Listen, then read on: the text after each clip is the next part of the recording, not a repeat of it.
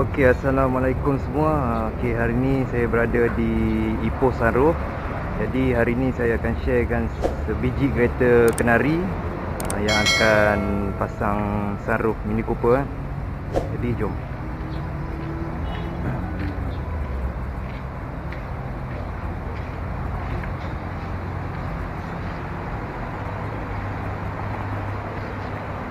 Jadi untuk proses yang pertama, kita akan pasang hose pipe lah untuk laluan air sunroof.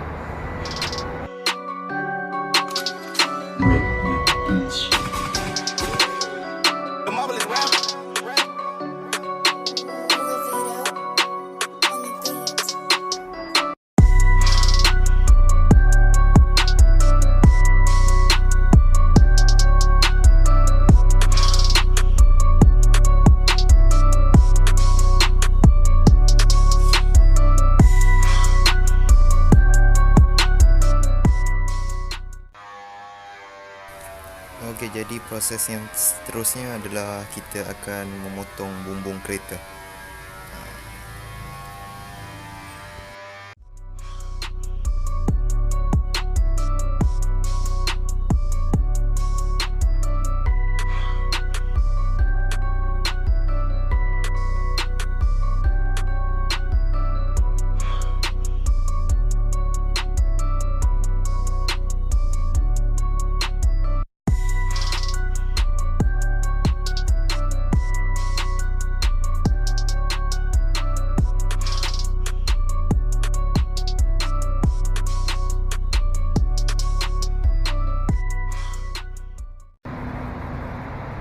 Jadi proses yang seterusnya adalah selepas kita memotong bumbung original kereta, kita akan mengukur pula pada bumbung sunroof lah, bumbung penandaan.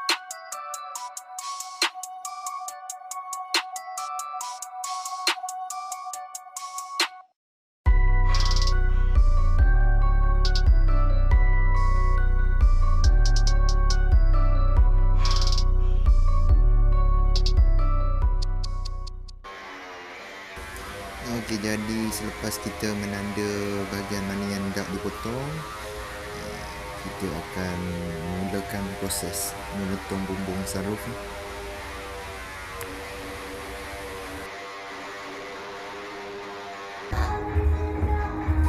Untuk proses yang seterusnya, kita akan welding bumbung sunroof dengan bumbung original kereta.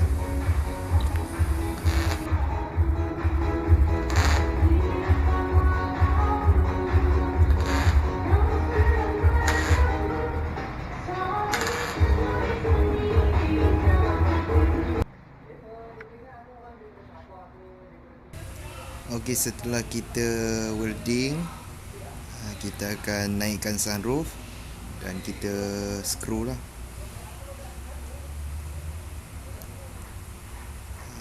Ini ruangan dalam lah setelah kita memasukkan sunroof. Okey, ini bahagian atas.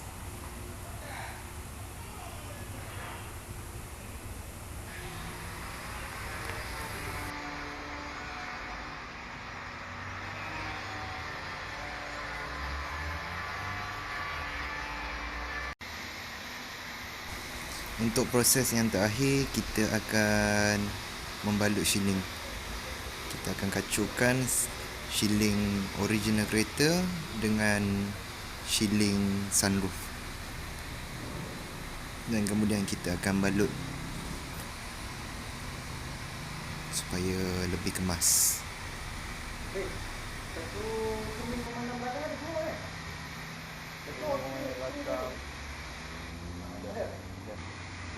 Ada di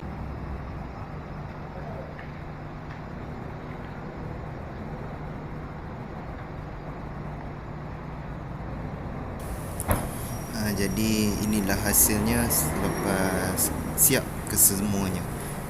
Kereta Kenari install sunroof Mini Cooper.